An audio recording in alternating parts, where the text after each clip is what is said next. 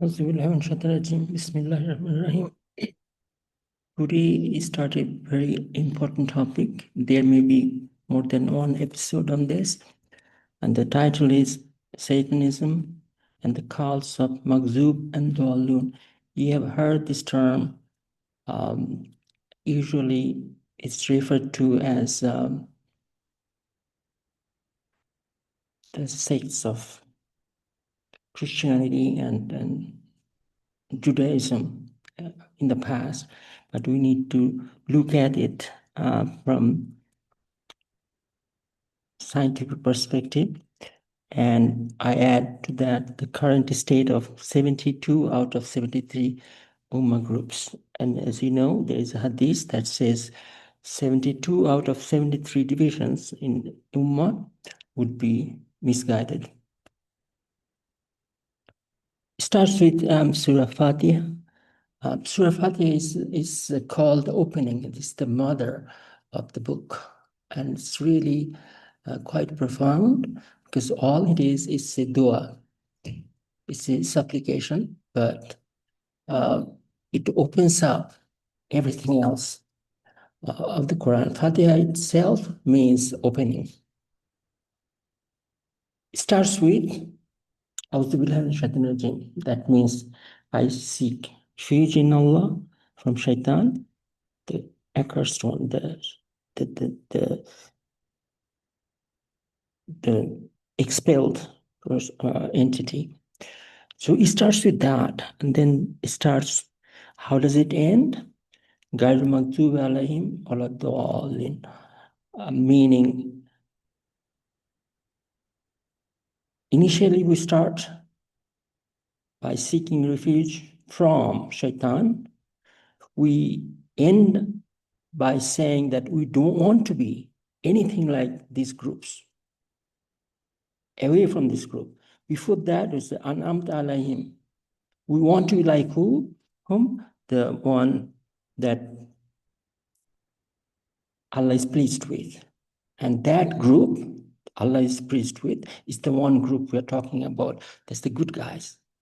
Others, 72 out of 73, they fall under this Maghdoub and Dhawalloon group. So, of course, regime is not part of Quran in that particular surah. Bismillahirrahmanirrahim is, but it's well known and it's in this hadith, and there are many other references that Prophet always started Quran or any action actually, even entering the room. Then you say Bismillah.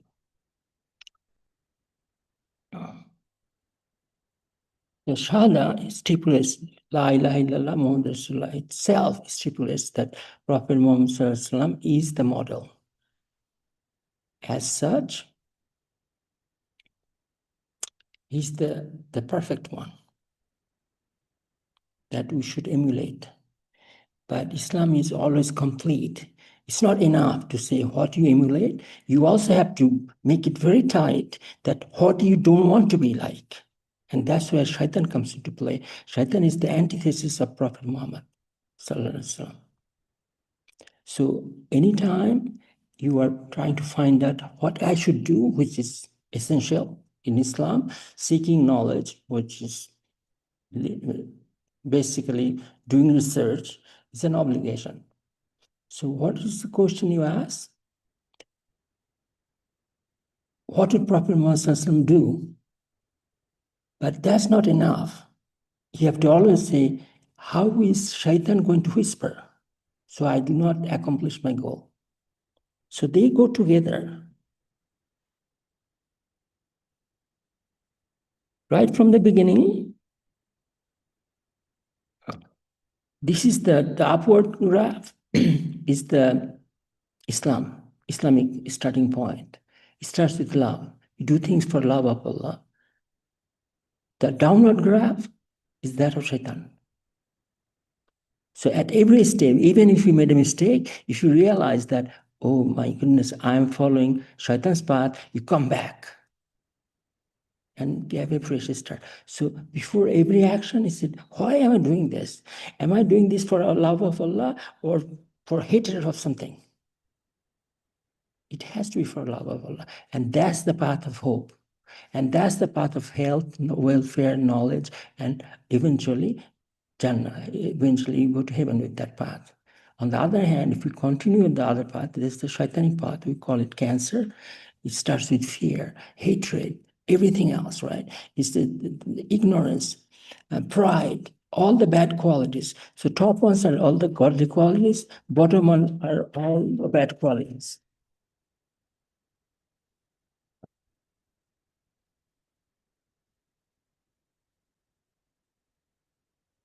So right from the beginning, we should know that the bottom path is that of Shaitan, and Shaitan has a partner. It's called Bani Israel. Throughout first three surahs from, of course, it starts with Surah Fatiha, where we talk about Maghdoub and Dhawalloon, but Surah Baqarah, Al Imran, it continues. Biggest story, the most important story in Quran, most important lesson is lifestyle of Bani Israel. So literally, Shaitan has a group. And that group we have to be aware of. Just as much as we have to be aware of Shaitan, we have to be aware of this Bani Israel group. On the other hand, Anamta alayhim, remember the Surah Fatiha? That group is the top one. That's Prophet and the righteous group throughout history. And they have always been minority, very small minority. And it will be the same when Mahdi comes back, it will be a very small minority that will be supporting him. The big majority would be supporting Dajjal. So we know this cancer is Yaud and Nasara. It was known as the Prophet's times. The Maghdboub was the Yaud group, the one that was turned into pigs and monkeys. We know that to be Yahud of the time. And Dhawalloon, the deviated ones who had some cognitive dissonance and they went away, is the Nasara group. But the question arises, what those today? And that's the question we, inshallah, will answer in this episode. Prophet Muhammad said in this hadith that ummah will follow the footstep of Bani Israel, the Jews and Christians of the time, footstep to footstep, lizard hole to lizard hole. There's a long hadith about that. So that gives away. So it's important to know these groups, so we know as a ummah how we can progress, because we don't want to belong to this group. So once again, there is nothing beneficial in following the path of Maghdboub. It's always from the beginning to the end. There is nothing in common with this group, with the righteous group that will take you to heaven. And why is that? Because they never had good intention, and we'll see how it is analogous to Shaitan. We have to know Shaitan because we want to avoid him. And he's always there. He's talking, whispering all the time. So we have to know. Unlike the common perception, when you talk about Satanism, it's not about drinking human blood and human sacrificing. It might be part of it, but that's not the main threat. Because Shaitan is very cunning. He doesn't come to us obviously.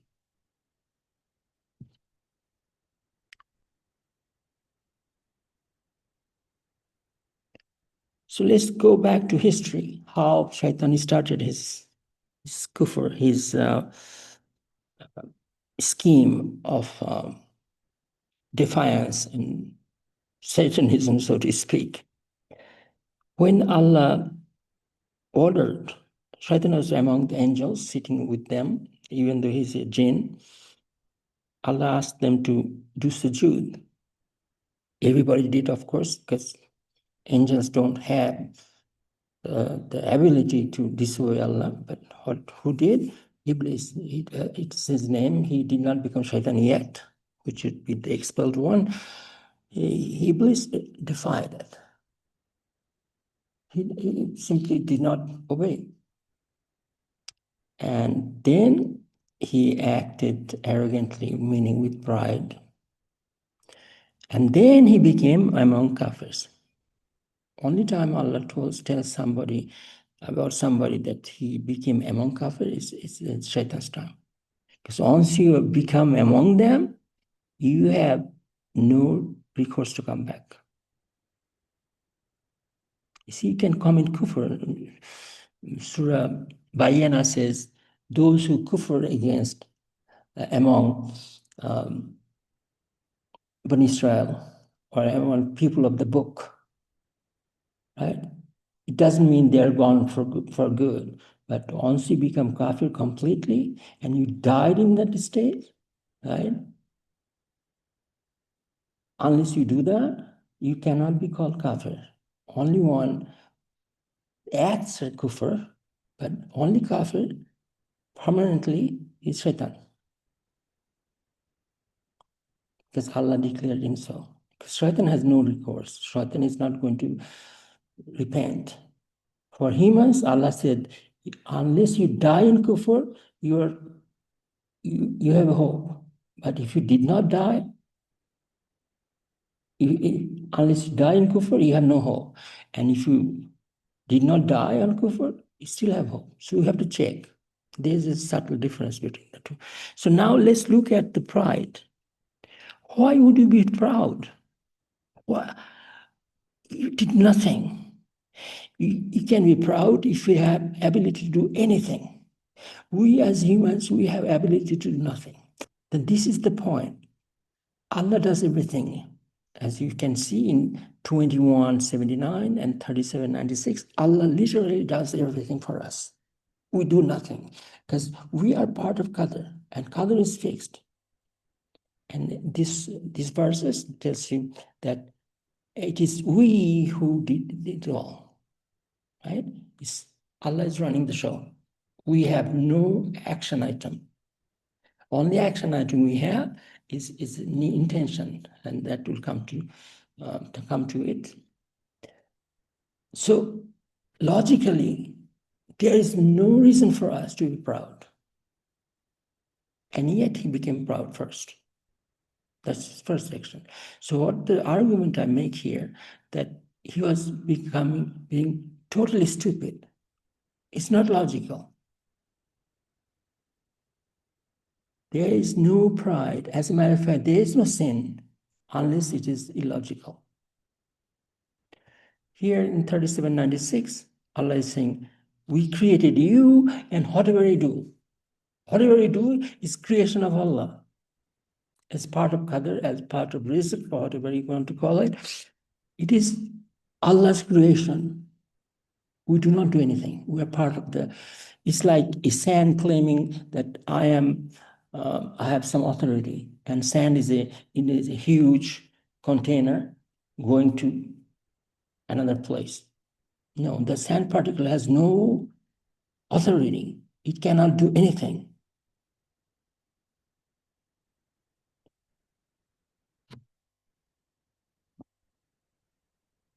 So what happens?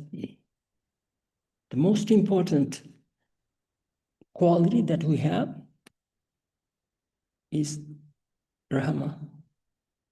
Rahma is literally empathy, but it's way beyond that, because Raham, the term is the root word, and it's like the ability to feel for the fetus, even though it's not part of us, A womb will never become the fetus. Still, the ability to nurture, nourish, and have feeling for the fetus is Rama. What happens with our creation? We all have Rama. We are created with this godly quality. But once you start that illogical thing, the crazy notion of being proud or racist or whatever, anything illogical, Rahman is the first one that disappears. So once you have no Rahman, once you have no empathy, then anything goes. So logicality has root. It has to be rooted in Rama. If you don't, and as I said, I say actually quite often that if you do not have Rama, you cannot do research. For research, you have to be able to see how the other person or other entity or the feature that you'll never be. It's not about you, how that entity feels or does behave. That's research. Research is not about how you are going to do. So if you do not have Rama, you cannot think, you cannot do research. So if Shaitan had any Rama, he would not be able to mislead Adam. We have in modern term, we have this mindset among, it has a name, it's called narcissist personality disorder. They are devoid of empathy, and it's a difficult mental state, and people have all kind of explanation for it, and none of them is correct. But that's the closest thing you can think of. What happens if you have, if you're devoid of Rama, for whatever reason? Many people say because of your childhood trauma, because this happened, that happened, they find those excuses. But it's not logical to assume that Allah has created you, given you an event, and oh my goodness, I lost my Rama, I lost my empathy, and therefore I'm going to act like a narcissist.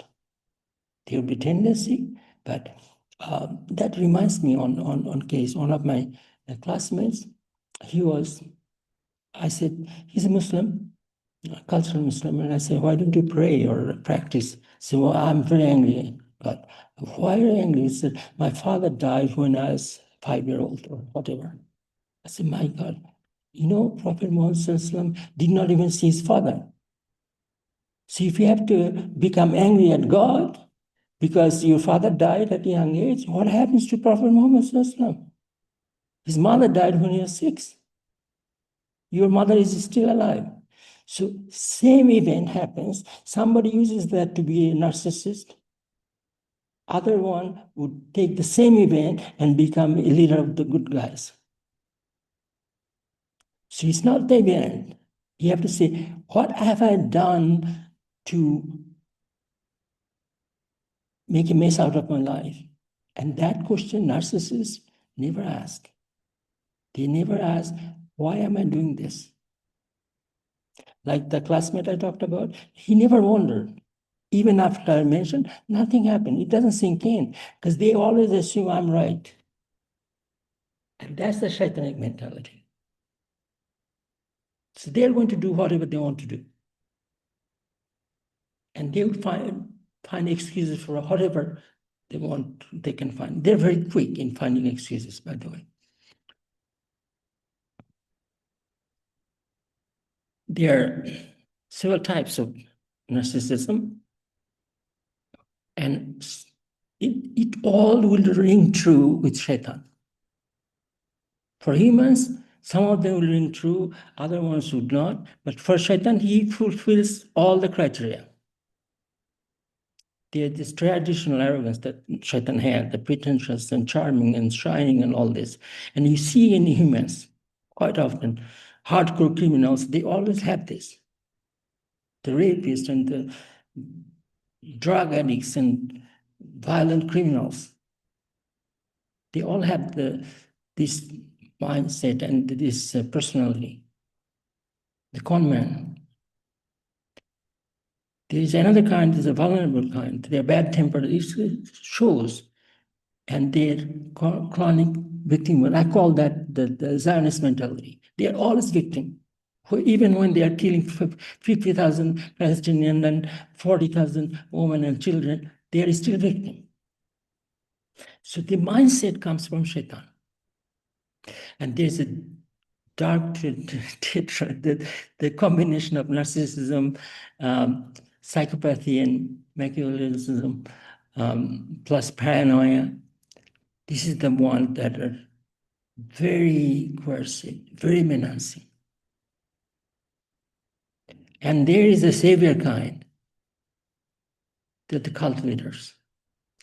When I say cult leader, I don't necessarily mean the Satanist. This is the same mindset among the group. And this is the point. This is why you are discussing this. They are so confident in their kufr, in their actions, that they came here to save you. And that's what Shaitan does. So these are the biggest agent of Shaitan. And these are the biggest victim.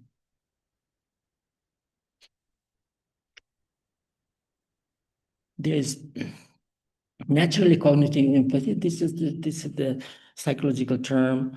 And because humans are created with empathy, so sometimes even the hardcore narcissist will show this. But they say, well, it's not really real. We don't know. But they will have this blurt of empathy, and they say they do that to secure control or earn trust, to mislead. But particularly, this is a Shaitanic quality. Keep in mind, Shaitan at one time, he was also created perfect. He saw all on his own. He became Shaitan on his own. So it's the same with the hardcore criminal, the worst kind of human, the worst type of Maghdboub that you can see all around. At birth, they are created perfect. Allah says that in Surah Fatiha.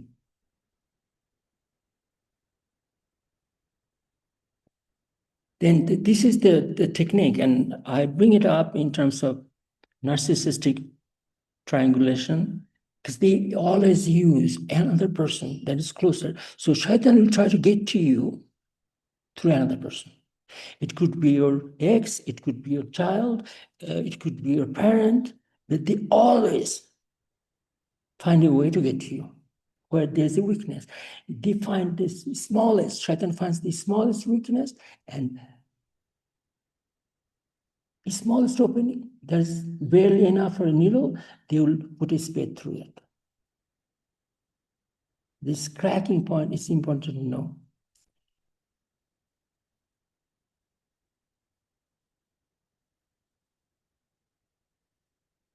You know, Surah Fatiha starts with what? Remember? Bismillahirrahmanirrahim. Rahma. Rahma is the first trait Allah mentions. So Allah is literally the epitome of Rahman. Prophet Muhammad Sallallahu among creation is the epitome of Rahma. And Shaitan is the epitome of lack of Rahma. The original empath is Prophet Muhammad Sallallahu, and original antipathy is Shaitan. Lack of Rahma leads to contempt. You hate, including self-hate. Quite often I hear, oh, this guy respects me. No, he doesn't. To have respect, to have love, you have to have love of Allah, because love comes from Allah. Respect is, Allah is the most respected. Next is Prophet Muhammad. If you do not know Allah, if you do not know Prophet Muhammad, if you are not movement, you have no ability to have respect or anything. Just like you cannot have empathy, you cannot have rahmah, you cannot have respect either, or love. So what happens? You literally become crazy. You have devoid of akal. Now, akal is, the best translation I can find for akal is the consensus logic. Logic based on consensus. So this comes again, once you are devoid of akal, then you cannot come back. You have to go back and find a akal with akal starting point. And you have to go back to the root. You cannot jump from this side to that side. Okay, that's the point. You have to revert to Islam and start the logic all over again. You cannot find Allah from Satanism.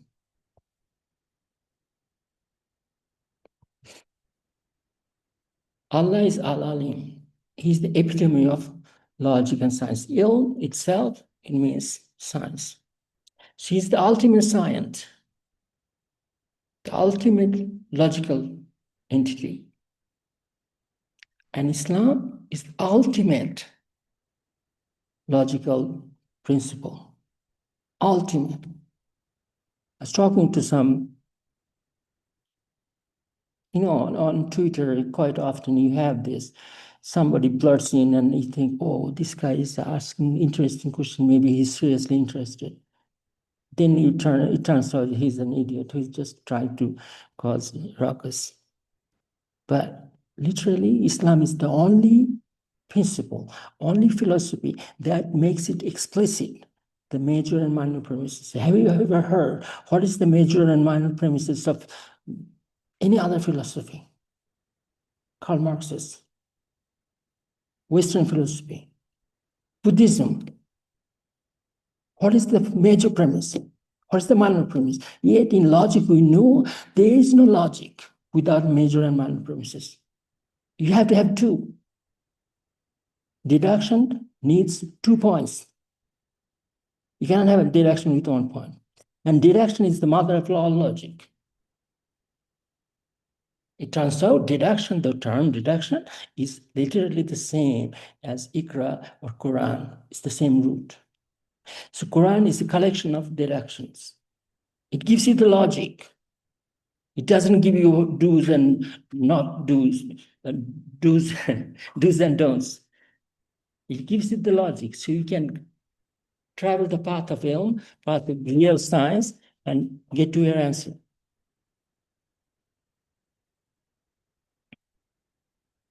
This logic was actually formalized by Ibn Rushd, who said Quran is the root of all truths. Unless you are starting off with the correct logic, you will never reach the truth. And that was known. And it was also known in every civilization. Because Allah is the same. And Allah sent prophet in every nation. Allah said that himself in Quran.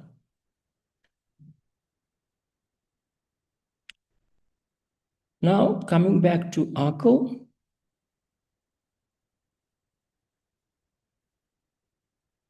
this is not common knowledge, but new science recognizes this. You have to have major premise and minor premise. And they have to be both true. They have to be both true to reach a true conclusion. But what new science never recognized is the role of intention. And it turns out, if your intention is not good, and we'll define what is a good intention, this doesn't matter. Aql is rooted in good intention. It's not just these mechanical major and minor premises. They will not get you anywhere. You will take the same evidence and conclude something completely false if your intention is not good. So there is no logic, there is no correct logic without iman. There is no correct conclusion without good intention. And there, by the way, coupled together, if you have iman, you make good intention. That's the definition of iman. Otherwise, you are a munafiq, hypocrite.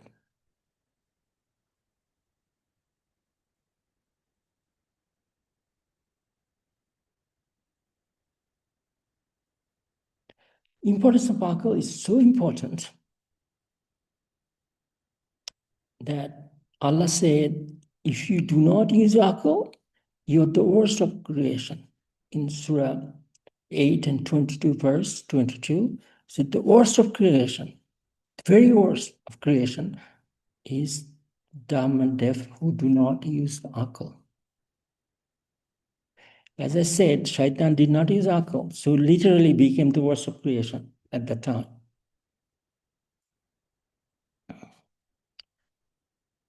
There's a hadith that says there are 4 signs of hypocrite, pure hypocrite, and that's an important part. And keep in mind, Shaitan is the ultimate.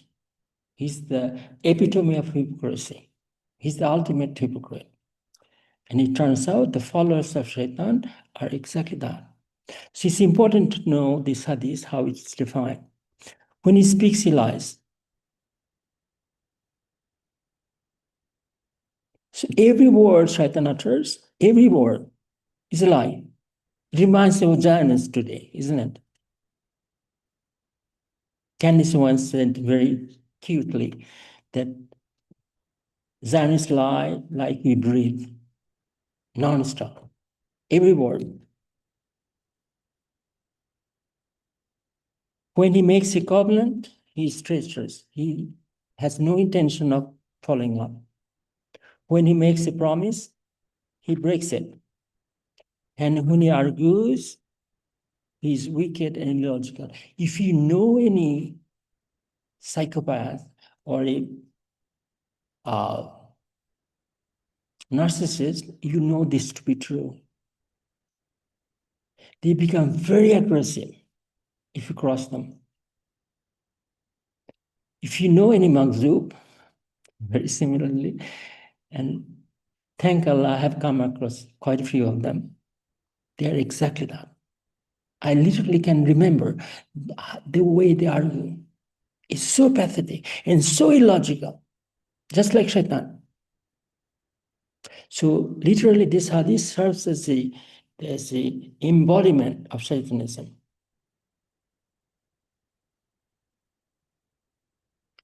So how do you counter that? We have this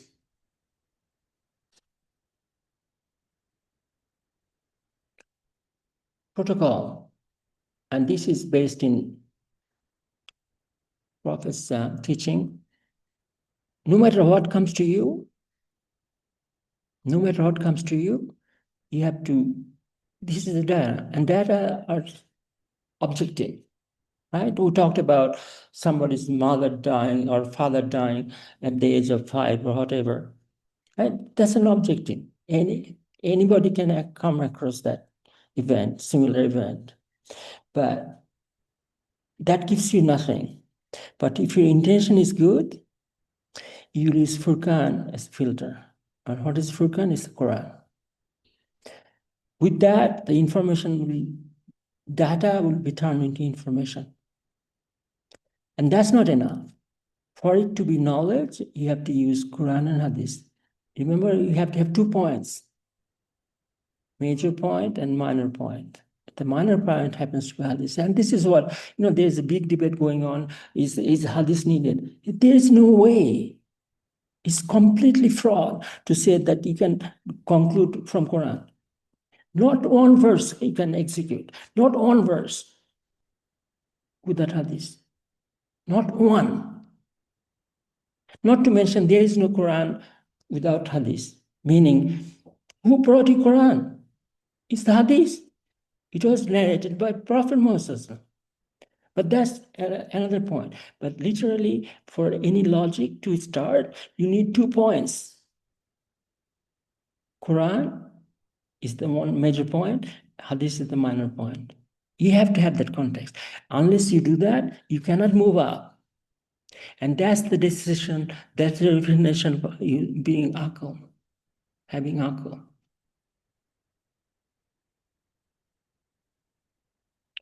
So only when you have data, you process with Quran in the context of Hadith, that you can reach a decision that is correct. And you're rewarded for that. It turns out that still you are wrong, meaning, you did not comply with the action, the outcome you wanted. You have to check your intention. If your intention was to please Allah, you have accomplished that. Because Allah is pleased. Even if you make wrong, incorrect, or wrong decision at the end, you get one reward. You know that, there's hadith. If the decision is correct, if your ijtihad is correct, then you get 10 rewards. But if your intention is bad, these all become, they are counted against you. So this is the model we have to follow.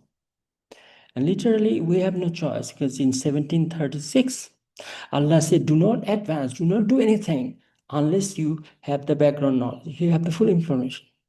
It's an obligation. We know that Prophet said, you have to seek help. It's obligatory. But Quran also says the same. No, every hadith, other than the first hadith, which deals with niyyah, intention, every hadith is rooted in something in the Quran. And sure enough, Quran tells you cannot advance, you cannot do anything unless you have the full knowledge. So you have to seek it. 459 tells you that you have to, if there's a order of hadith, there's an order in hadith, you have to obey that with good heart, with full submission. Allah uses the word submission twice in that. You have to be happy with your decision. If you do not, then you are not even mu'min. You are outside of the fold of Islam. So this is a serious matter. It's not just giving a protocol, scientific protocol to do research. If you do not do that, you are not even Muslim. You have no hope. So what happens when you are devoid of akal, just like Shaitan became, you become literally stupid, we said. And I have a down-to-earth example to make this point clear. Keep your lights all night on, right? And there's no need. In NASA at night, there's an image that shows that all the civilized world have lights on at night. So they define literally stupidity as a sign of civilization. That's Western civilization for you. But logically, it's stupid because we don't need the light. Why are we doing something that we don't need? Right? So that's not enough. Electric light is harmful. We all know that now. The guys who invented electric light, they are telling us this is very harmful. So that is stupidity square. Not only you do not need it, it's harmful. Then you're poor, you can't even afford electric bills. Only recently I found out we have people who cannot afford electric bills, but they keep their lights on all night. Literally. That is stupidity cube. Can you imagine? It doesn't stop there. You're a Muslim, and you know wasting is haram. I think Surah 731. Wasting is haram, the Quran says that. And you are a Muslim, you know it. You are stupidity to the part 4. So in this sequence, who are the most stupid? Think about it. Who are closest to Shaitan? Satan is stupidity to the power infinity. But from us, who are these? So I say today Israel is stupidity 3. Many people, even Jews, understand that this is so stupid what Israel is doing. But do you understand why it is more stupid if a Muslim is doing the same? And that's why I say Israel is stupid to do the cube, and Saudi Arabia is stupid to the power 4. Because they know it. So we're getting to the point where we can have clear idea what the Maghdboub of today. So what did Shaitan do? Is anti-akal model. He said, I'm going to, this is the model. By the way, our research group, 2007, created its model that we did not call Shaitanic model, we called it a phenomenal. And at that time, we found a perfect example of that. Shaitan was not our prototype. Our prototype was the Iraq innovation model. But anyway, he said, Shaitan decided that I'm going to disable Allah. That was his first decision. It was illogical. It was completely stupid, but he did that. So how did he justify that? He said, jinns are superior. On his own. Did Allah tell you that jinns are superior? Did Allah tell you making out of fire is a better thing than making out of clay? No. He did not consult anybody. He decided on his own that jinns are superior. Then it doesn't stop there. He said, I'm going to dismiss man. Why, man? Why? What did they do? How does it advance your cause? No, it doesn't matter. Shaitan doesn't think. See, if you do not have any akal, you do not think. And that's why Allah said, without akal, you become the lowliest of creation. Then he justifies. So of course, all this is for love of Allah. I'm so much in love with Allah that how can I bow this head that has bowed to Allah, the creator, to this mere creation? Justifies. And that's Satanism. So go back to the stupidity cube, guys. These are not the worst people. That's the Israeli model. We decided to invade Iraq. Why? Why would we do that? They created a mess, we know that. But before time, why did you do that? When I opposed, a lot of Shia brothers jumped on me. Said, brother, you love Saddam Hussein. What happened to your uncle, man? What does it mean, I love Saddam Hussein? There is no other reason. They love invasion of Iraq. And now guess what? They're the first one crying that Israel is going to attack and we have a nuclear war going on. But it's not enough. You are still acting like Shaitan. You don't think. Anyway, they decided to invade Iraq. So how did they do that? They planted 2 evidence, false. Saddam Hussein has Al-Qaeda connection, and they have weapons of mass destruction. Both of them created by CIA. And of course, mastermind is always Israel, always Israel. Ever since 1948, every bad thing that happened politically, Israel is behind it. The real conspiracy theory is saying that Israel is not.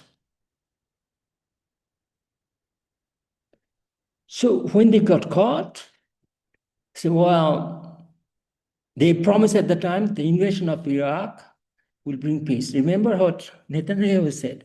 It will reverberate. Democracy will reverberate. The whole area will be peaceful. Another big lie, just like Shaitan. Then nothing happened.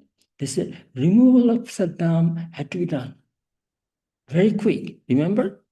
Just like here, how could I bow this head to a mere human? So we had to remove. That's Tony Blair's statement.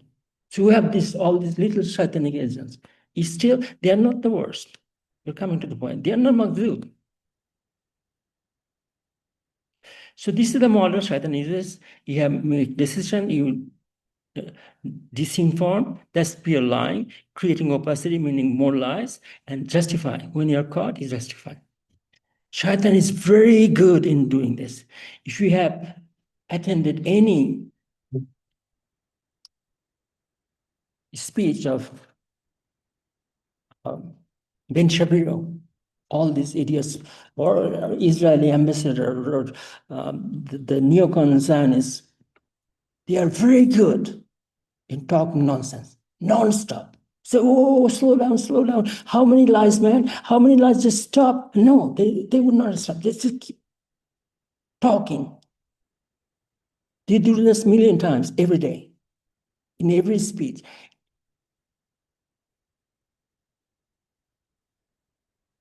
And that's the Shaitanic model. Shaitan is the ultimate hypocrite. You talked about that.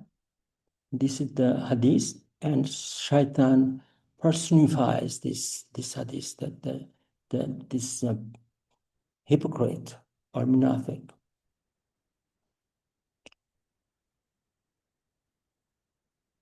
So what is importance of akal? You realize that akal is going to be very important in this discourse. Akal is housed in heart. Prophet Muhammad said that. And what does heart have? Conscience. What is conscience? What does conscience have? It has intention. Your ability to make intention, the only freedom you have is to make intention, is in heart. And that heart, that intention, fuels your akal. So Allah prepared you very well. So this is the hadith that says, akal is located in the heart. Mercy is in liver. Compassion is in spleen. Nafs is in the lung. So literally, if you are not using akal,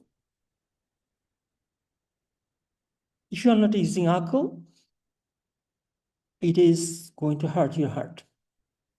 And that's when you become lowliest of creature. If you are losing Rahma, mercy is Rahma, then your liver will be hurt. That's why people who are devoid of empathy, they are incapable of feeling for anybody else. They have no Rahma. And their liver literally becomes sick. You know what else makes your liver sick? Drugs, including medical drugs. So you are actually fueling your antipathy by having more drugs in your system. And that's matter of another episode I made on Prophet's medicine. Same with compassion. If you are lacking compassion for your fellow humans or for relatives, your spleen will be hurt, and vice versa.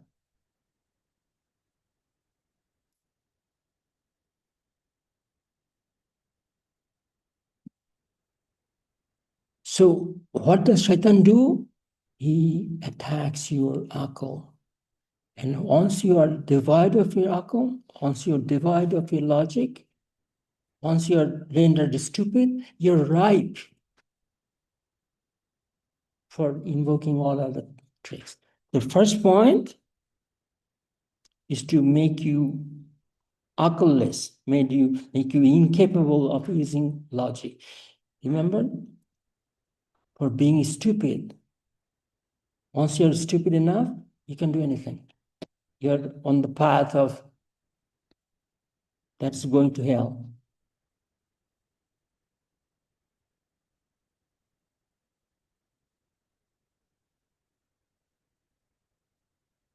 This is the first hadith in recounted in Bukhari, book of Bukhari. They say, Innamal a'malu binniyat. Every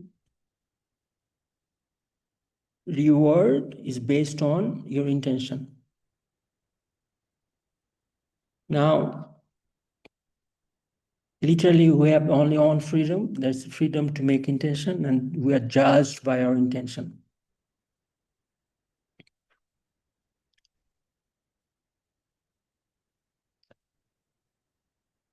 So what fueled Shaitan's contempt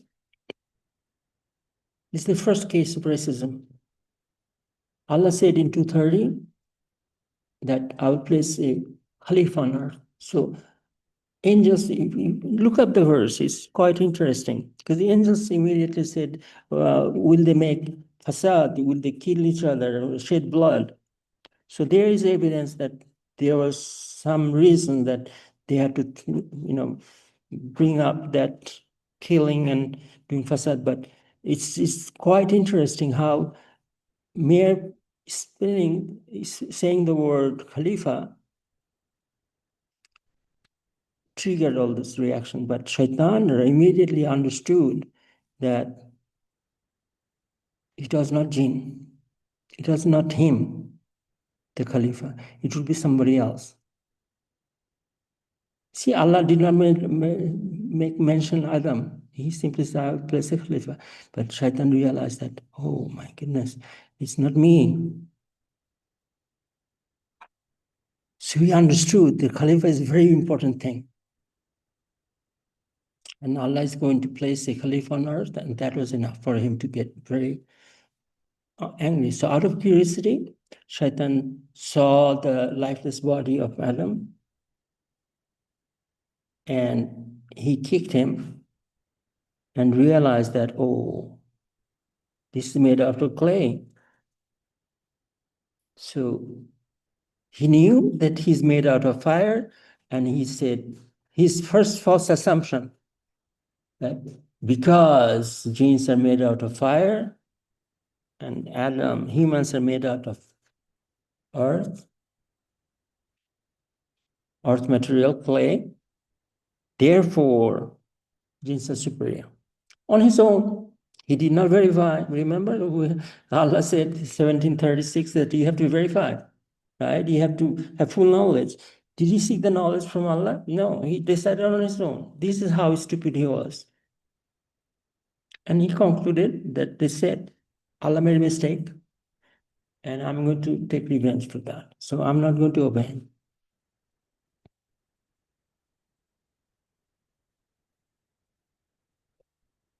So he actually made it clear. He said, why should I? Why should I do sujood to something that you have created out of clay? You see? He's telling Allah. Can you imagine the audacity?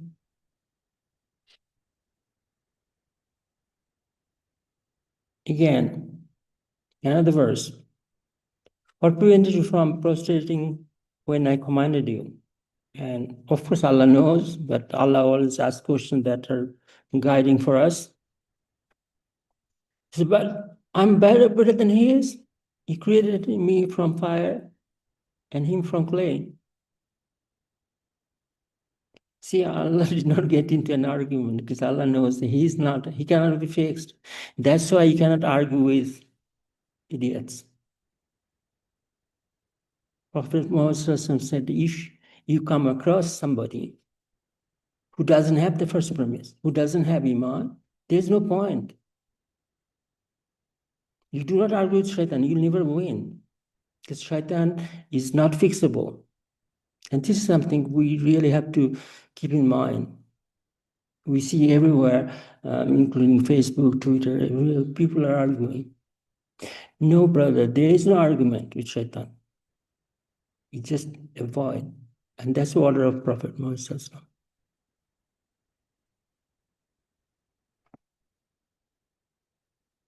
Shaitan also projects, and this projection is very common among narcissists. They tell you things that they are doing, and we know Israel always does that. every accusation is a confession. The rape and the killing of babies, decapitation, burning, everything they're saying about Hamas, they are doing themselves. And that started with Shaitan. Well, how is that? Shaitan is saying that, my Lord, because you have put me in error. You see, it's Allah's fault. He's blaming Allah for his mischief, for his stupidity. Because he have put me in error. It's Hamas's fault. Hamas started. So because you have made me, put me in error, I'm going to put error in everybody. What kind of logic is that? Because Hamas started the war, therefore I will kill 50,000 innocent civilians. How many Hamas did you kill? Nothing. They are all still intact. You kill your own hostages. You kill your own people. Right. See, there's no logic. But Shaitan admitted, Shaitan knows, the only one he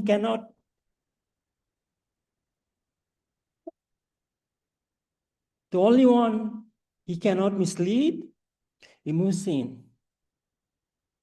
And who is Muhsin is in first Hadith recounted in Book of Muslim. The one who worship Allah as if you see him. And if you do not see him, then indeed he sees you. So this is the criterion. So you cannot be misled by Shaitan. Shaitan knows it, but quite often we don't. To save ourselves from Shaitan, we run into somebody else. See, Sheikh, make dua for me, I'm possessed, make ruqya, whatever, right? We are going to other people. We seek protection. We go to America to protect ourselves from Shaitan.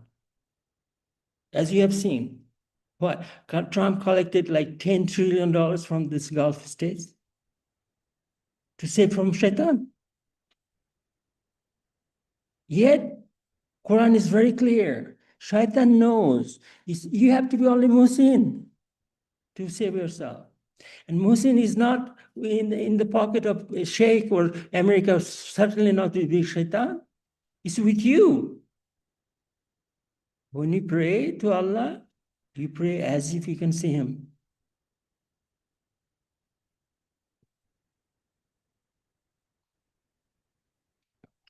The first difficult disease that we compared it with was, remember, narcissistic personality disorder.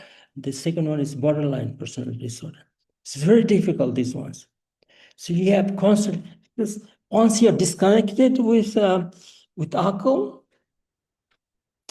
you have all kind of other things that come up. And the second one is BPD.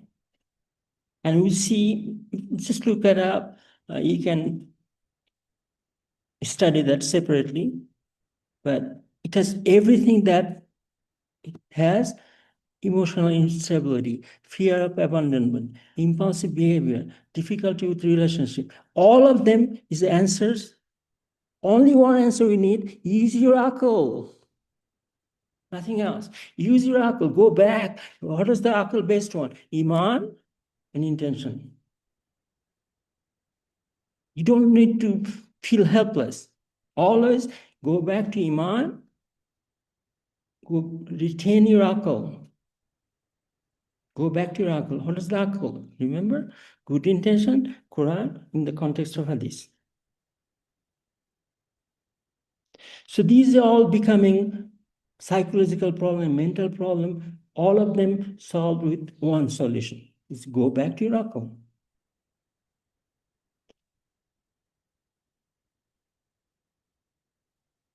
As I said, Shaitan is the epitome of illogical thinking. Prophet Muhammad said about Shaitan, They say he's a liar even when he makes a true statement. You can look up the Hadith. It's really interesting. That's the definition of Satanism. Always lies. Just like Israel does. Just like Maghdoub, just like Saudi Arabia does. That you can count on. Always.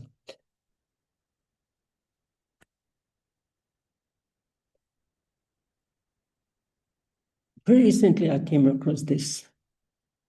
The most years I have when I remember how stupid I was. Quite often we hear that, I committed this sin.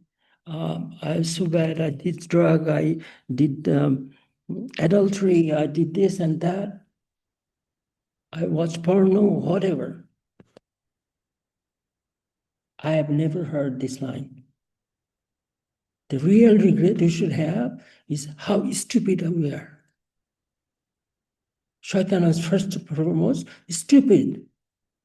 Everybody has akal. And how could you do this? How could you assume that jinns are superior, therefore I'm going to disobey Allah? What made you think that? Why didn't you just check with Allah? Ask him to explain, just like angels did. Angels said, are they going to make fasad? And Allah taught them. So every sin is an act of stupidity that originates from shaitan. Every sin you'll find comes out of stupidity. And it comes from the whisper of shaitan. Humans are born smart. The akhlaq, the original factory setting, is pure, the smartest. Why is that? Because we are created in Allah's qualities. That's what being created in image of Allah's image means. We have all the godly qualities, all 99 of them, and that's what we include that analysis in our mental health book. But we made a mess. Why? Because we listened to shaitan. We lost our akal. Here it's very important to understand respect belongs to Allah. Then goes to Prophet Muhammad. Then the most righteous slaves. See, if you are doing Surah Fatiha and saying, An'amta alayhim, make me like, let me follow the path of the ones who are righteous, you have to know who they are. It's not your boss. It's not your provider. It's not your USA. It's not your China. It's not the one who is making your technology. It's Allah, number one. Number two is Prophet Muhammad. And also we know that unless you have more love of Allah and Prophet Muhammad, you cannot go in more than yourself. You cannot enter heaven. Isn't that true? What do you think that means? How can you have respect for somebody you do not have love for? They are not disconnected. Shaitan, on the other hand, has zero respect for Allah. Zero. By definition, Shaitan also hates humans. He has no respect for humans. If he had, can you imagine, he kicked Adam when he was just lifeless? Can you kick somebody if you have any respect for that person? No. So what does Shaitan hate? He really hates Allah. He hates humans. Why? Because of the history. He never forgets. Just like narcissists, Shaitan does not forget things. He's still taking revenge. And the Shaitan's most faithful companion is Bani Israel, Maghdoub group. We have examples, Karun as an individual. Karun had all the reasons to support Musa. He was his cousin, and he was rich. He has no reason to attack Musa. Musa did nothing. Yet he set him up. So much so that Musa ended up cursing him, and he lost everything.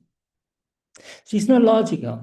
Why would a logical person hate your own relative who is actually a righteous person? So this hatred,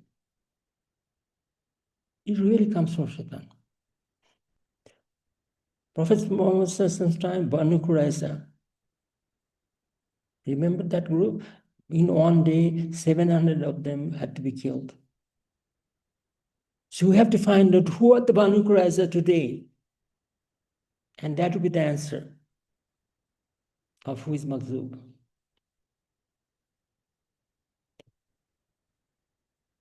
Shaitan also has another trait,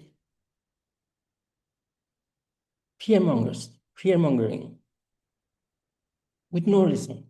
He says, threatens you with poverty and orders you to immorality, while Allah promises you forgiveness, and from Him all and bounty. And Allah is all-encompassing knowing. So Allah is making it very clear. Allah doesn't explicitly tell you that it's so illogical. But if you have any trust, any faith in Qadr, you know from Hadith that it's fixed. It was done 50,000 years before creation. So why are you afraid of being poor? It's not logical. If you know you are accountable for your immorality, why would you ever resort to immorality? People are even seeking out help from Shaitan and from demon, whatever. Why? They are not the one who can give you anything. So principally, every whisper of Shaitan is very illogical. All you need is iota of akal and say, you realize that, whoa, what am I doing?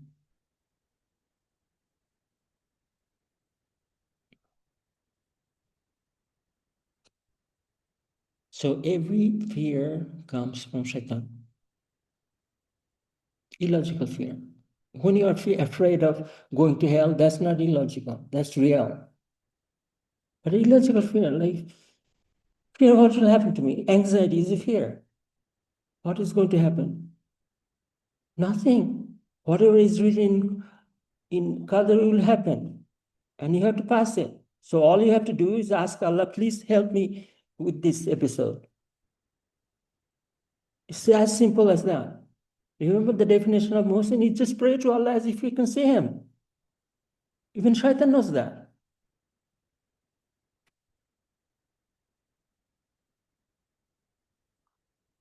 So Shaitan wants you to fear him and his agents. Every Muslim country has it. I have never seen another fearful of group than Muslim countries. They're so afraid of everybody, including their neighbor, including their government. It's just unbelievable. Father afraid of son, son afraid of father, husband afraid of wife, wife afraid of husband. It's just fear everywhere. Yet Allah is very clear.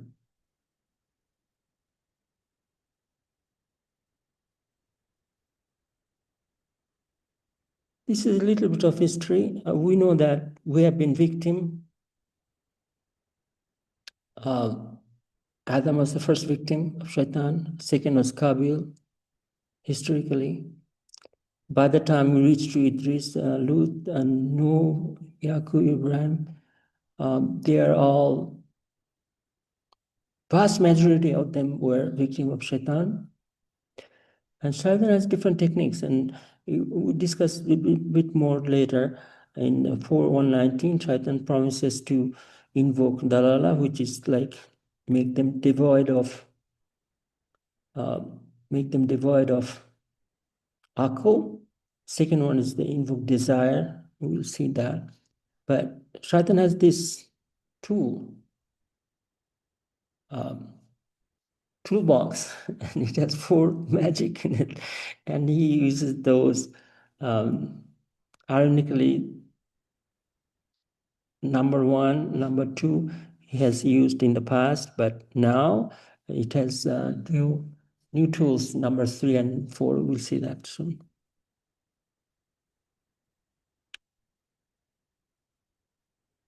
Quite often it is said that, oh, it will take time, brother. What you are saying is good, but it will take forever. You know what they assume? That Shaitan is more efficient than prophets. When prophet came in what? 10 years. The undid of, what is it? 2000, after Isa. Well, prophets people were misled for 2,000 years. He fixed it in 10 years. Even Bolshevik Revolution, French Revolution, they all undid whatever they had, short time. But when it comes to Islam, they say, brother, you have to take a very long time. Don't rush. Use your hikmah. This is the sign of Maghdoub people. They don't know history. They don't want to talk about history. They invent their own criterion. They take it slow. You're rushing too much. Which shaitan is whispering in your ear? And they don't listen.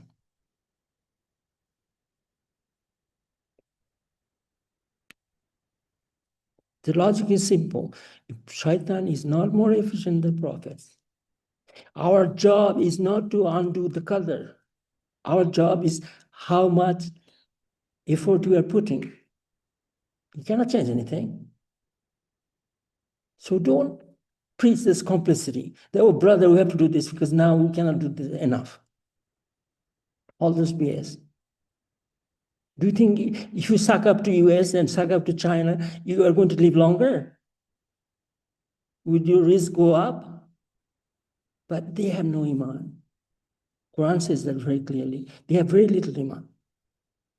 It talks about Bani Israel, and of course we think that Bani Israel means Jews and Christians, and we don't pay attention. But no, Allah is not talking about Bani Israel. Why should you be bothering with Bani Israel? It has a message for you. Even Prophet said, made it very clear that it has to be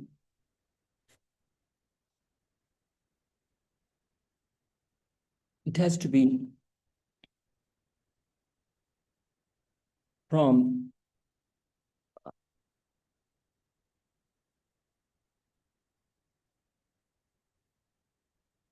we have no other function than our intention.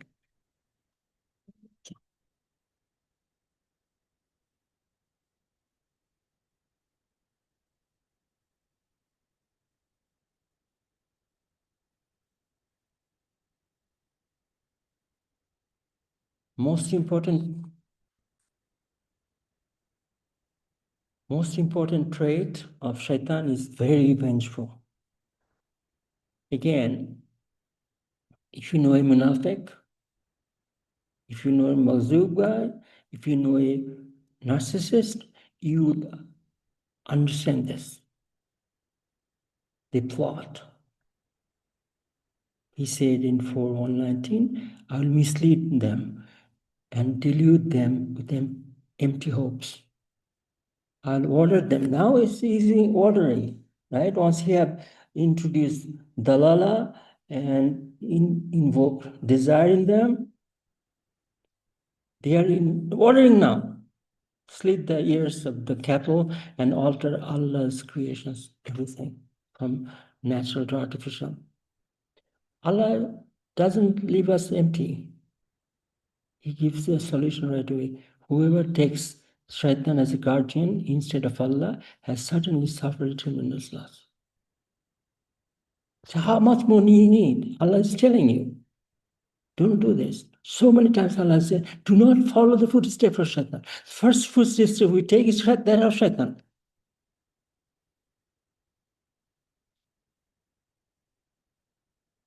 So when shaitan is saying, I'm going to mislead, he did not say Bismillah or Inshallah, did he? Right? It has no meaning. It has no meaning. He said, number one, I'll mislead. The word he used is dalala. Dalala is the taking away akal, taking away the logical power. Then he will create false desire. Desire of what? Money, sex, and control. Right? What is the desire he invoked to Adam and Eve? He said, if you do this, you will always stay here. Right? So they forgot, they say they fell for it. What is the desire he put in Kabil? We have to marry this girl. That was not rightfully yours. Right? This is the technique. Then they arrived for ordering, taking orders. Then they ordered to slit the ears of cattle. Then ordered to deface nature created by Allah. Everything natural, you change that to artificial. Which is the most artificial country in the world today? Israel, isn't it? But no, it's not the most. We talk about that. Israel is not a Maghdoub nation. It's a stupidity cube nation, not 4 and 5 and 6. So what did Allah promise?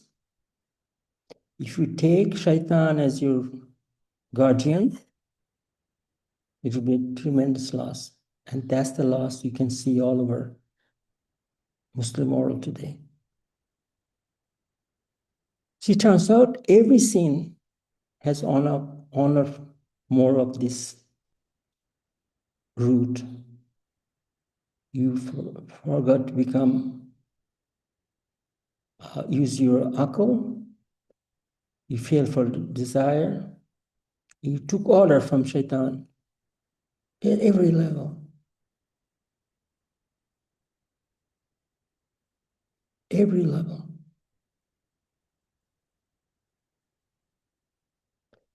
And there's a group, the Maghdboub group is leading in all aspects of it, and we'll get to that. Order them to deface nature and create well the final stage. Each of them can be averted with akal. The first promise, create dalala. And we have seen this. We have to have major premise, we have to have minor premise, then we have a phenomenal conclusion. What happens instead of a minor premise, which is hadith, if you invoke a scholar, Mufti Malik said this, Abu Hanifa said this, Imam Hanbali said this, Shia Imam said this, Newton said this. Then boom, even with Quran as a starting point, you are deviated, and we call that the dogma deviation. It could be anything other than Prophet Muhammad. Boom, you are deviant. But literally, you're Maghdoub, Dhawalloon here. This is the first action of shaitan, create dalala.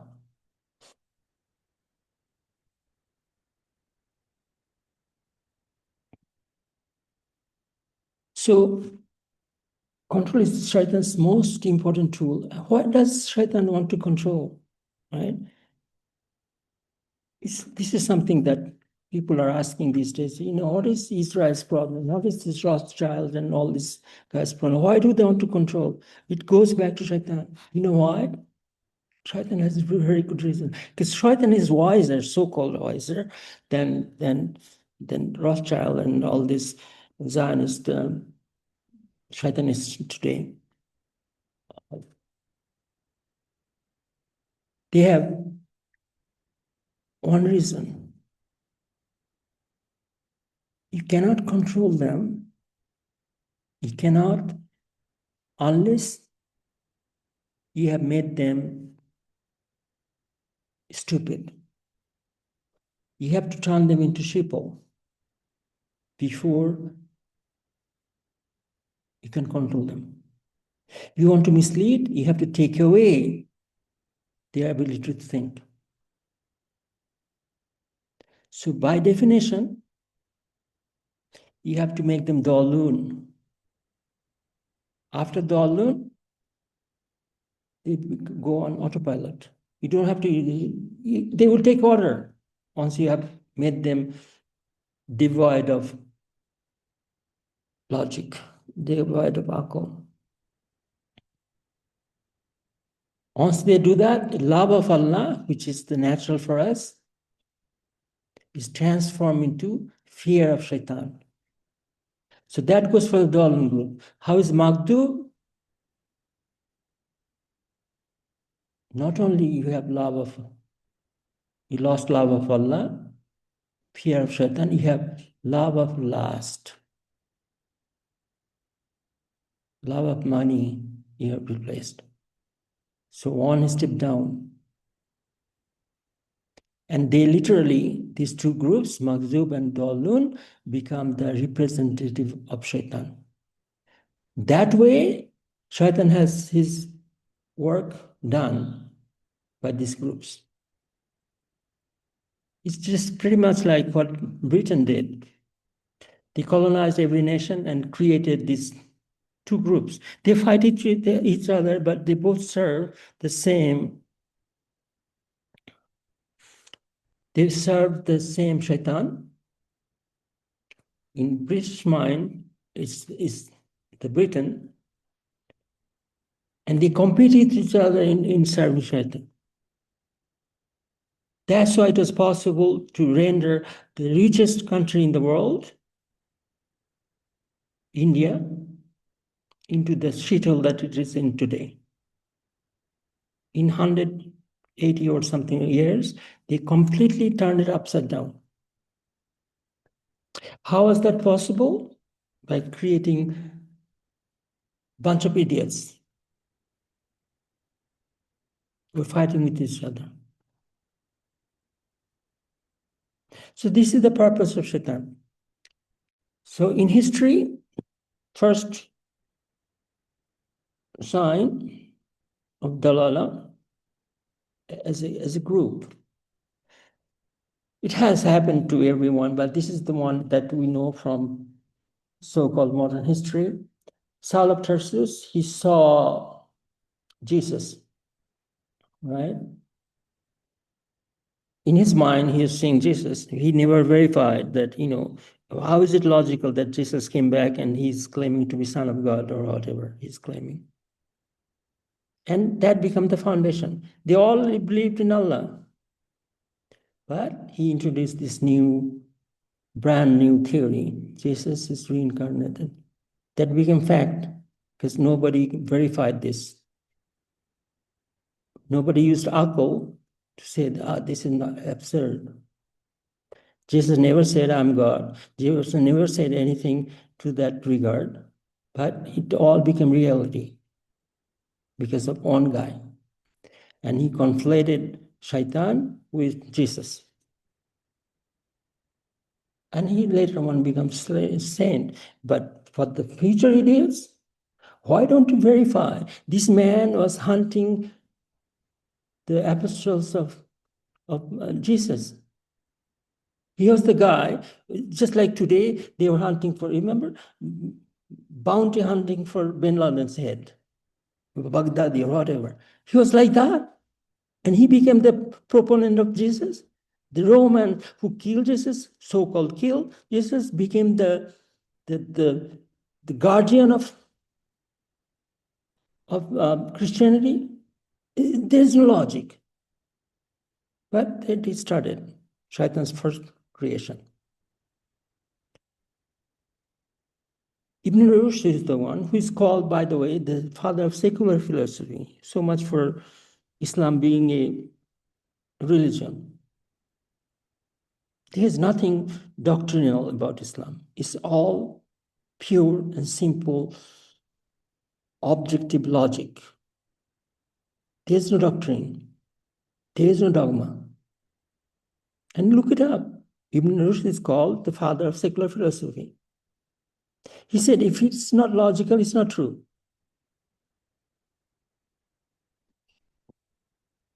There comes this idiot. He's called by their own guys, father of doctrinal philosophy. He loved Ibn Rushd.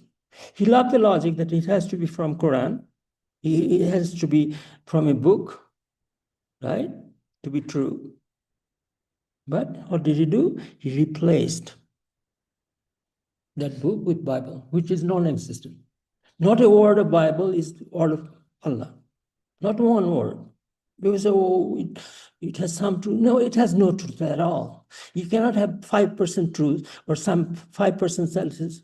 Even 50% truth, even 90% truth is not true unless it's 100%. Because you were talking about standard. So not a single word of today's Bible, not one was spoken by Jesus Christ. Not one word. And yet they have great difficulty accepting Quran because Quran, who knows who created? No, you know very well. This is the only book that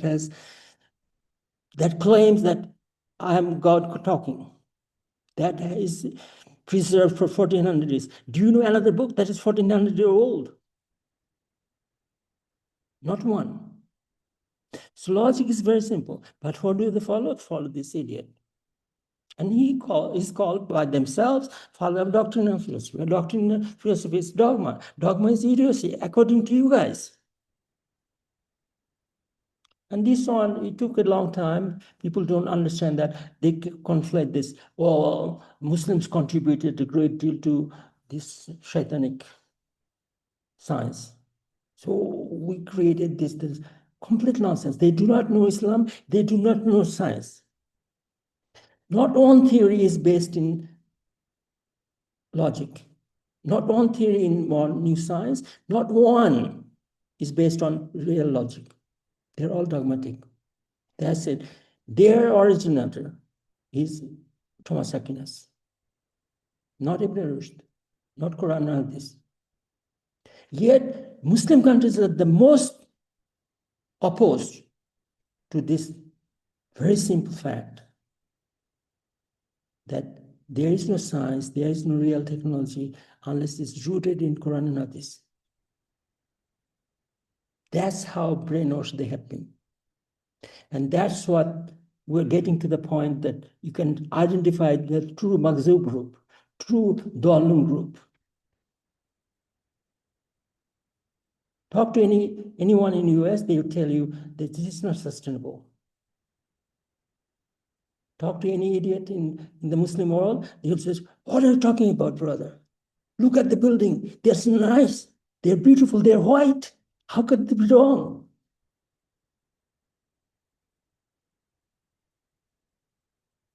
Then, of course, we know this nonsense was created several hundred years later that Jesus is God himself, right? Son, God, Holy Ghost, and Father, this Trinity concept comes out. It's not very difficult. Just go look it up. It was a man who created this concept. It has no root.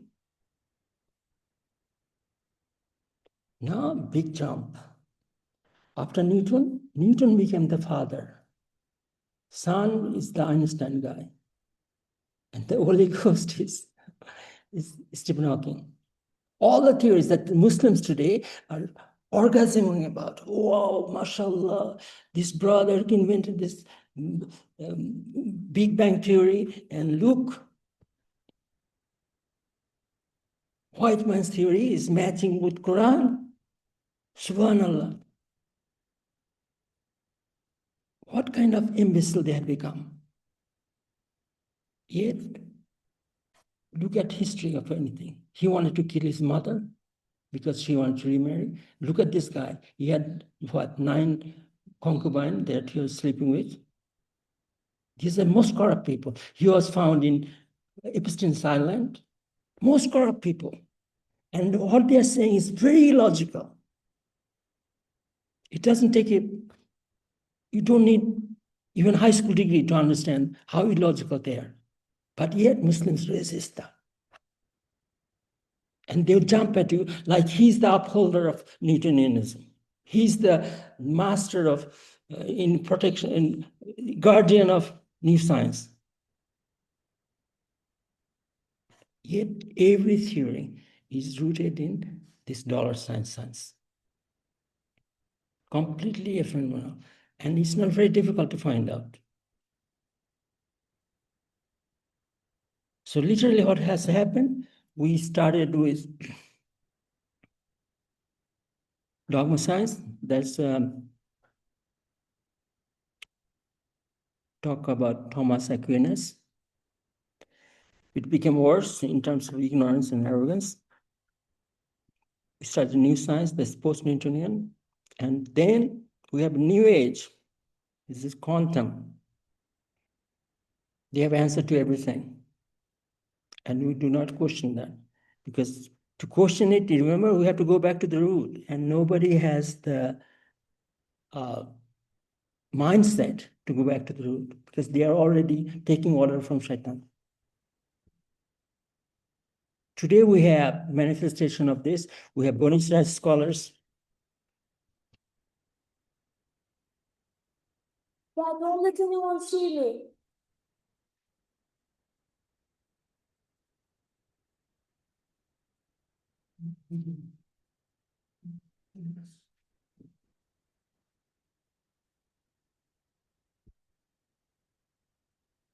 They have these Bani Israel scholars, they have Internet Mufti, they have ChatGPT, they have DeepSeek, everything but Quran and Hadith. And that's how profoundly Dhawalloon we have become.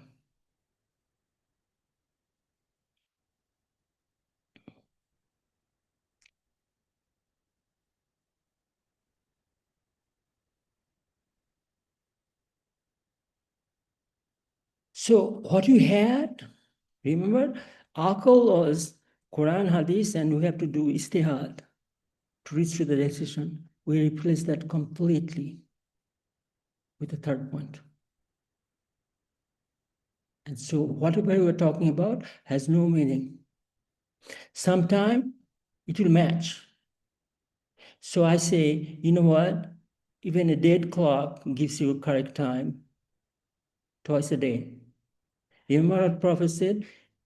Shaitan is a liar even when he speaks the truth. That's what we have become.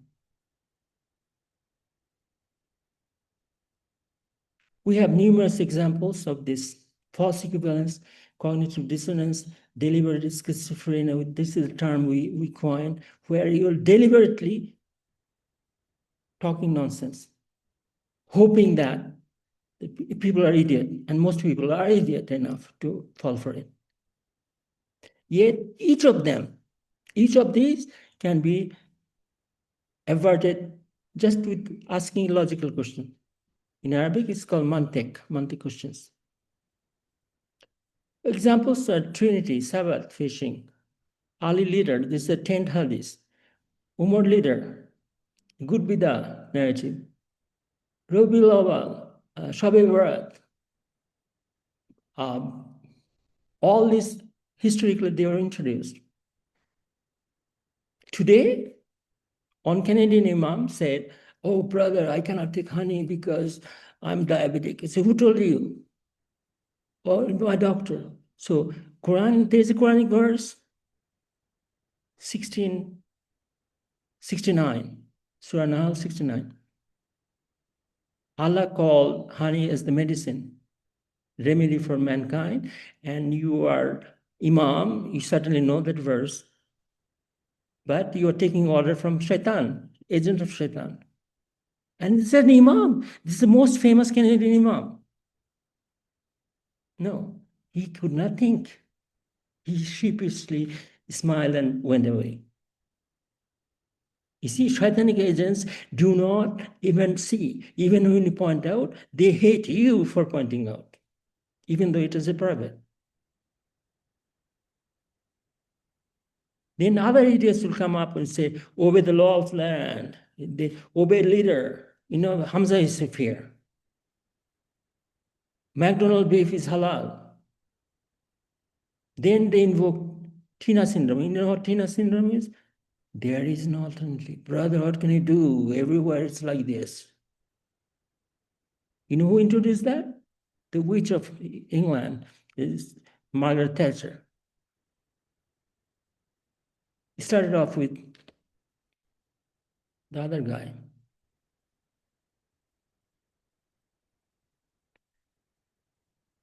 Churchill. He said, well, democracy may not be the best solution, but this is the only solution we have.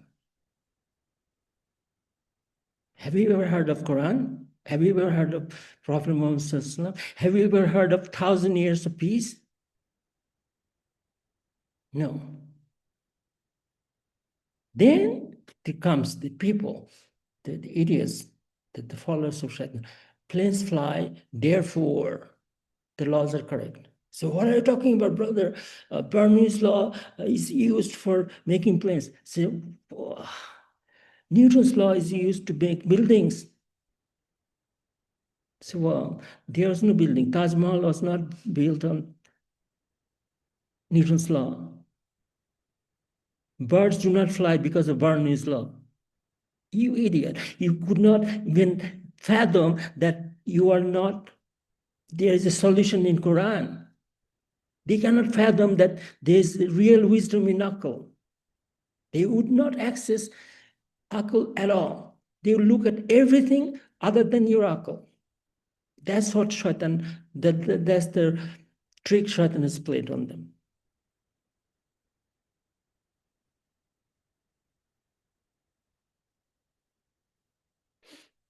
So literally,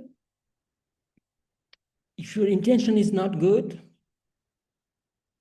you're lying. So what is a good intention? To please Allah.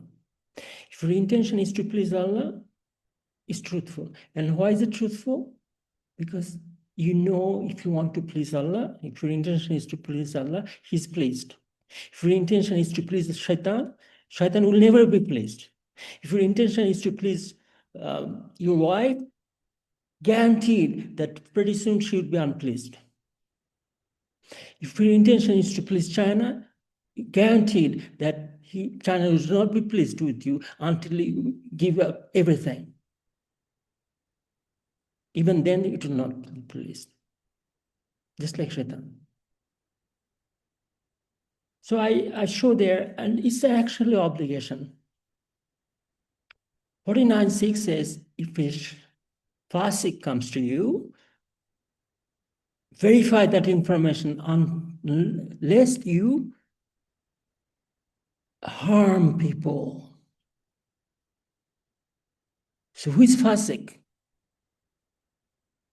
Do you think Einstein is a fasik? Do you think when US comes to you, do you think media is not a fasik? They are all fasik. Yet you do not verify. Oh, brother, this came from a book, and the book was written by a white man. How could it be wrong? You know, that's how Dhawalloon have become.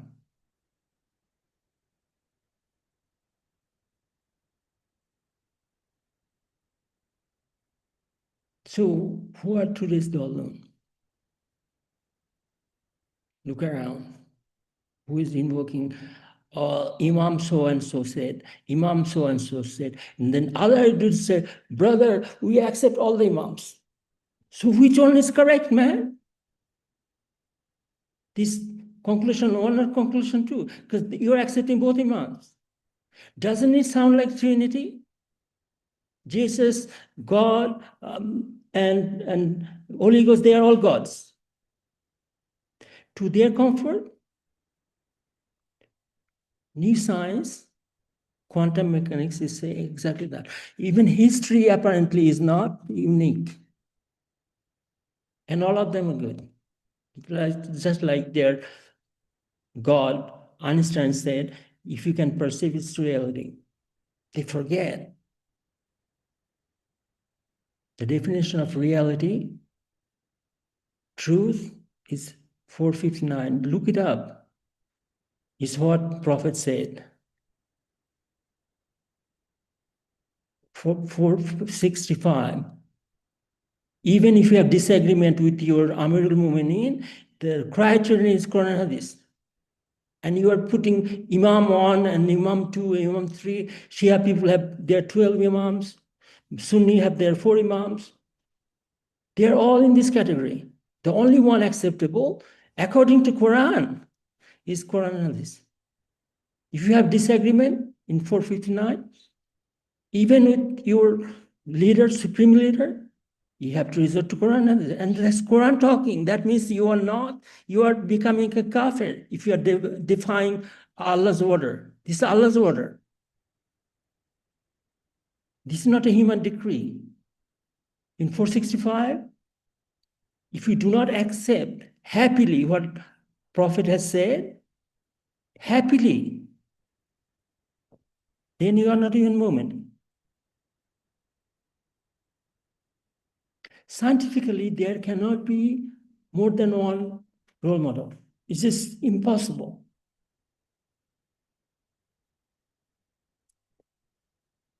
Even supreme leader, if you're a husband, cannot be a third point. You just cannot have this.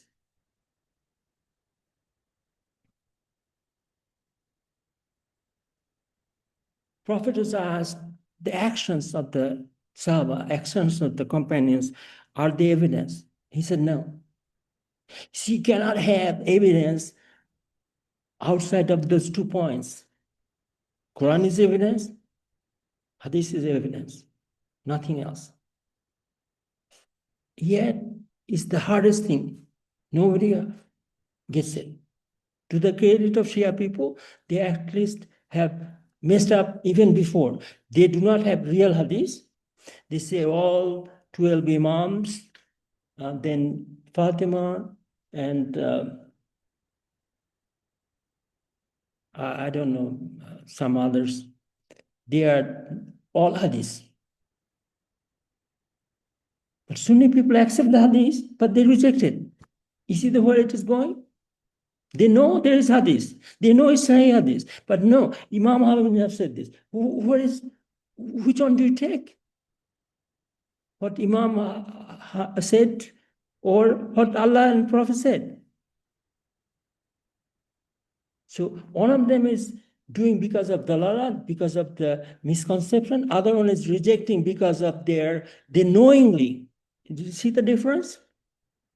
That defines your Dhawalloon and Maghdboub group. It's not enough. Quite often it's said that, brother, his intention is good, but that's not enough.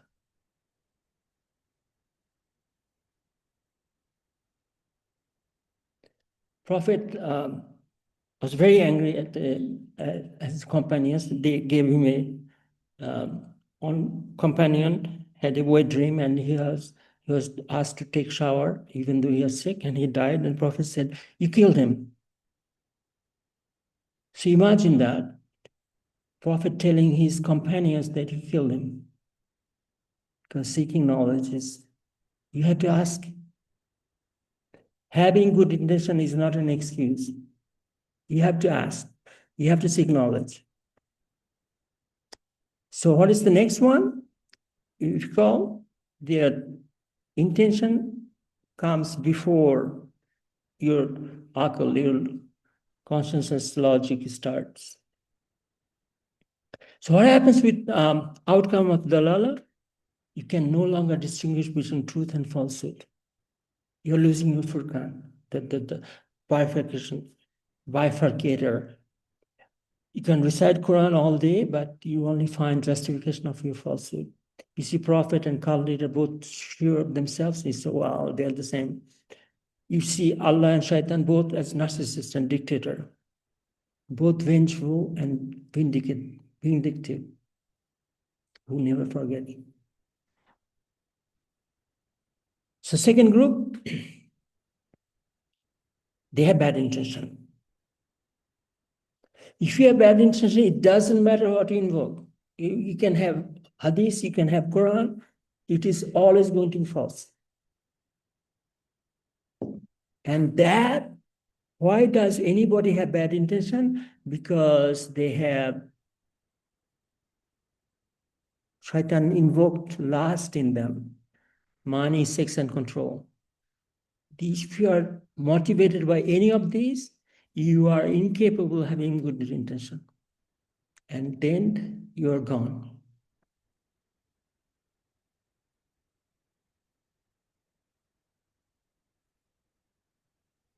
With bad intention, and that shaitan, it does, as I said, because you have a false desire, then you have no reprieve. You cannot come out. And this desire is manifested in money, sex, control.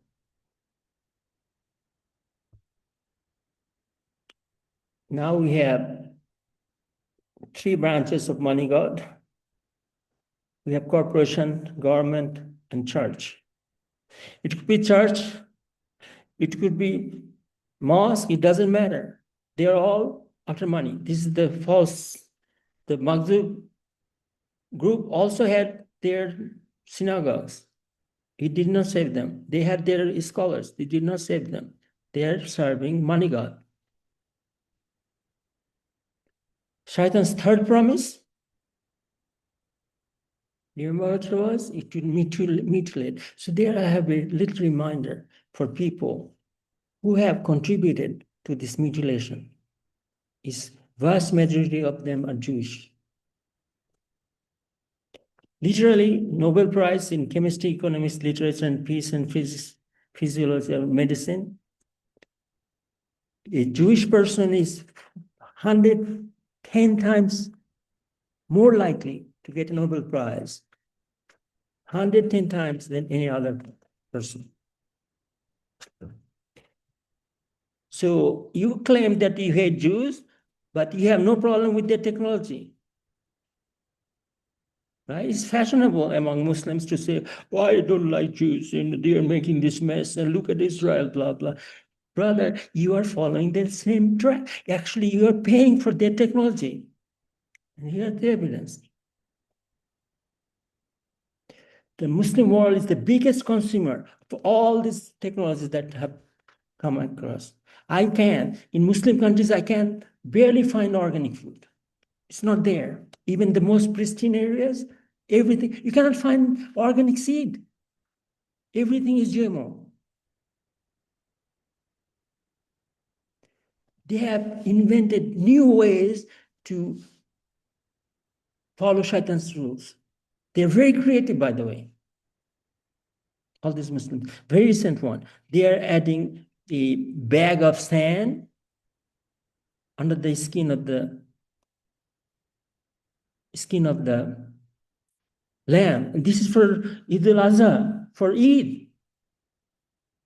So you see all the creativity of where it's going in deceiving people, just like Shaitan. The Muslims have become the biggest agent of Shaitan.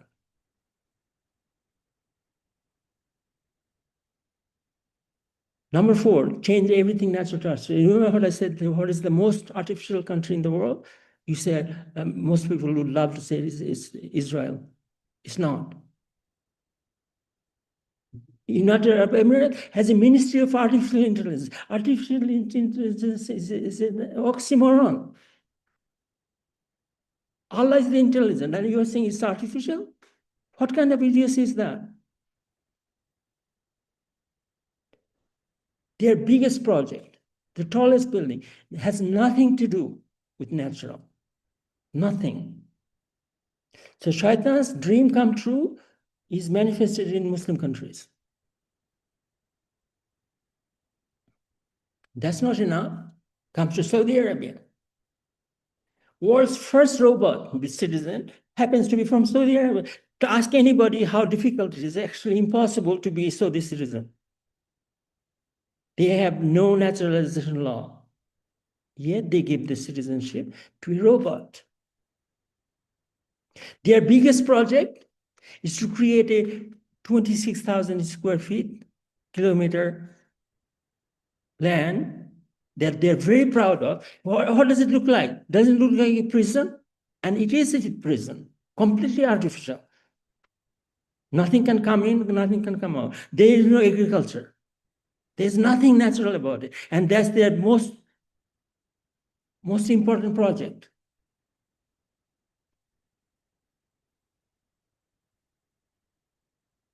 And of course, this is sin. So other features of Bani Israel, they are the greediest.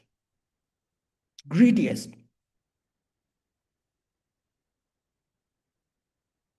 They're first one to kufr. First one to kufr.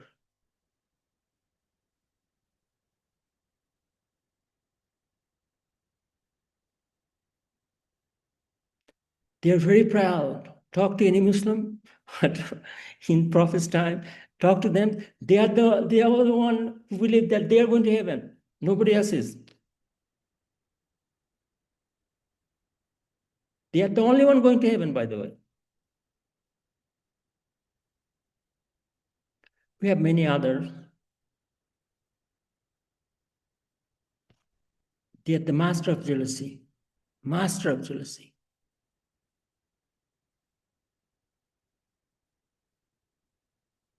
They are very good in selling for a small price, Saman and Kalila. They sell Allah's verses for a small price. You find, tell me which fatwa you want. You want to sleep with a prostitute? I'll find an imam who will say it's halal. Anything goes.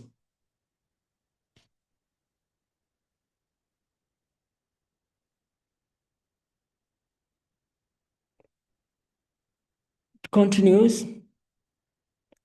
Another one, they bicker with each other. Christians said, Jews said Christians are nothing. Yaud say Christians say Jews are nothing. Just like today, look around. Shia people saying Sunnis are going to hell. Sunnis people are saying, what are you talking about? Shia are going to hell. Same thing, nothing changed.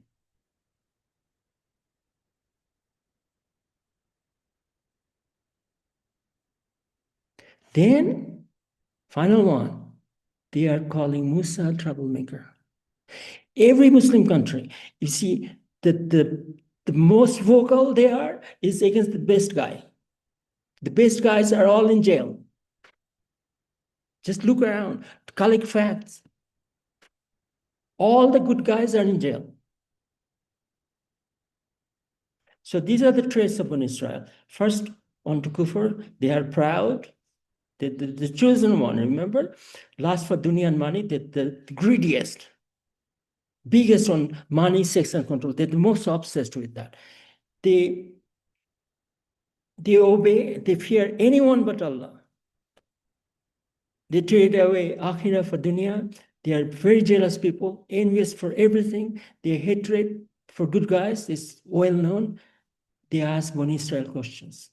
Any question they ask is Bani Israel question. They have underlying premises. But the most important trait is in 285. Please remember these two verses, 285 and 86. So they kill each other. They expel their own people.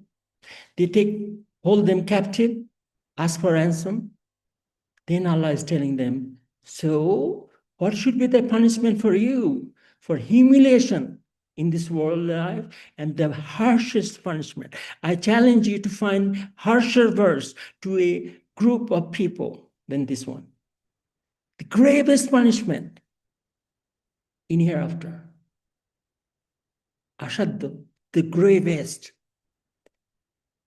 And also humiliation. Look around who's being humiliated today. Doesn't look good, does it? Look around who's killing each other.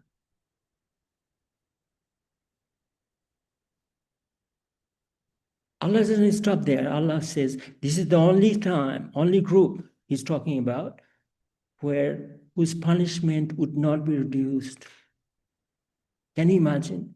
Gravest punishment, and it will never be reduced. What kind of hell is that? It's there. Today, in every category, Muslims are leading in terms of Satanism, every category. And I'll see a few examples.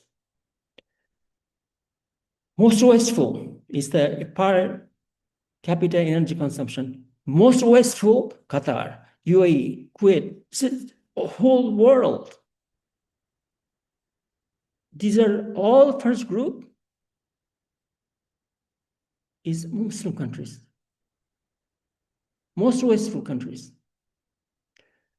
In terms of world, can you imagine? The world consumes 75, these people in Qatar, 790. What? More than 10 times. This is what has become. Remember, we talked about stupidity to the power 4. Imagine what this is. When it comes to lust, Saudi Arabia is number 1 in use of Viagra. Number 1. You know who's number 2? Egypt. All Muslim countries are being run by so-called kakistocracy, the government led by the least suitable. It's not enough that these are idiots. They are the most idiotic. They are the leaders. And you think it started now? No, it didn't. I'm sorry. It started right after Rashidun Caliphate was dismantled. Who was the guy who was most responsible? Who was the worst person anytime? Who fights the Khalifa? Isn't that the worst person? Isn't that the most corrupt person? Is the definition of most corrupt? Is the one who fights the Khalifa. And who became the Khalifa after that, after Ali? It's not, history is there, but you don't want to look at it because, you know, my dogma, what will people say? What will my culture say? It's not good to talk about it, brother. But it did not start now. So if you're having difficulty talking about your leader because they're idiots, this difficulty has always been there. Your situation is not more difficult than the situation during Khalifa Ali's time or Hassan's time or Ibn Zubayr's time. Nothing has changed. The challenge is always the same. So get some courage to speak on Iman, not what is suitable.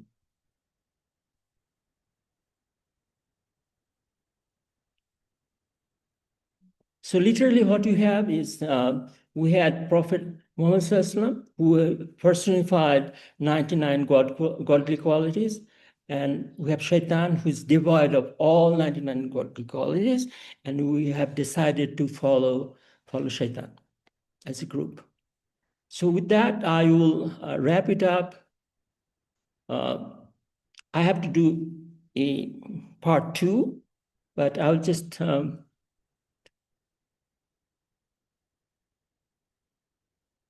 wrap it up with the conclusion.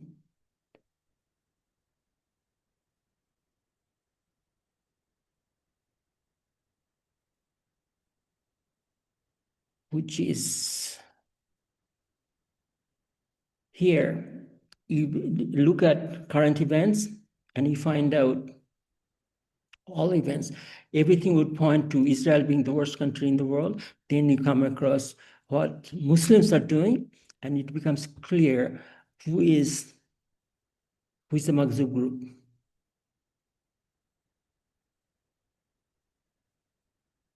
Just I'll have another episode on this, and you can see clearly how who are what these groups. I'll just let you see the word is state of ummah today.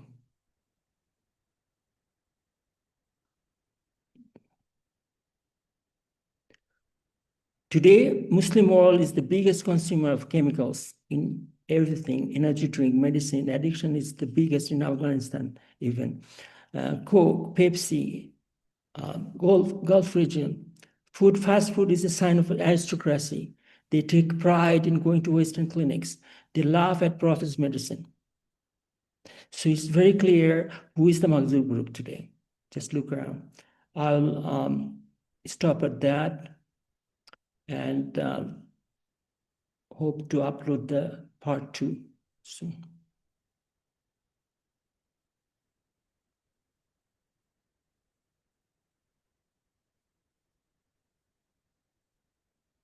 Oh.